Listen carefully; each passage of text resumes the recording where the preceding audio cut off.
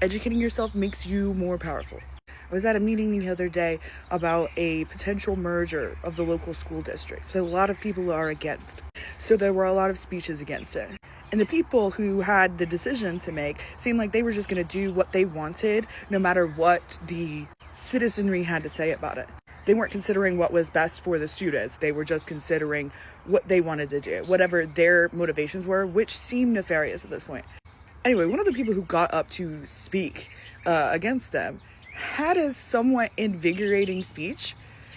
He was kind of insulting to the panel, which I think took people off his side, because there were people calling out the panel's truths, so it felt insulting maybe, but it was more about, this is the thing that you do that you shouldn't do, versus you're a doo-doo head, which isn't what this guy was saying, but it was kind of the energy. But beyond that, he was talking about how he's a good Republican man and they need to get their socialist politics out of our area. And that's where he lost me, especially. But he didn't get the applause that everyone else got that night. And there were a lot of speakers. We were applauding just, to support people who got up there to speak, at the very least. And then we were applauding more if we were moved, right? If we were moved, if we appreciated what they said. His applause, the least.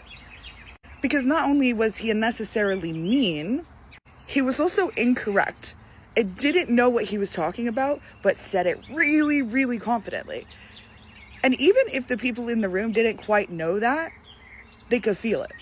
Because some people cheered when he said socialist. There are a lot of people who don't know what socialism actually is, and don't know that when they say socialist, I guess they mean dictatorial, authoritarian, tyrannical. It literally made me laugh when he said it, because it's like, oh, that's the manifestation of all of the capitalistic propaganda, the oligarch propaganda against communism, is people associate socialism with authoritarianism.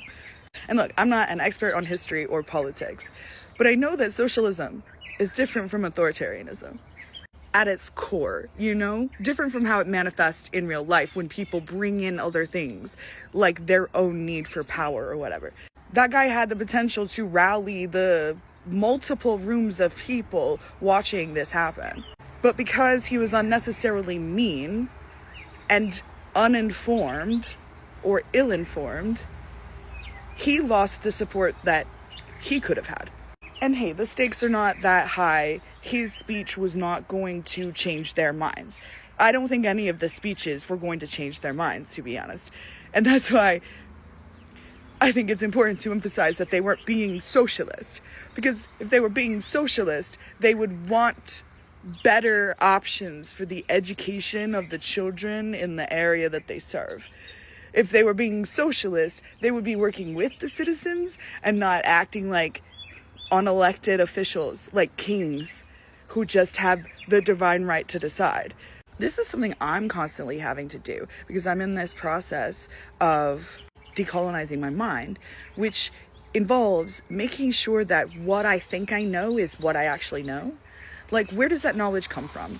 Who gave me that knowledge? Who benefits from me having that knowledge?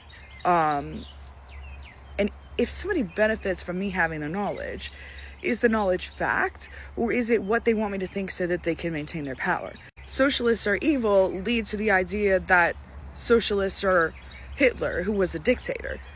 People don't educate themselves beyond that. They embarrass themselves by equating socialism with dictatorship. Knowledge is power, and you can see that, because if they can make you think you know what you think you know, and you are that wrong, they have the power. Education is power because you're making sure you're in charge of your own mind. And by extension, your own words and actions.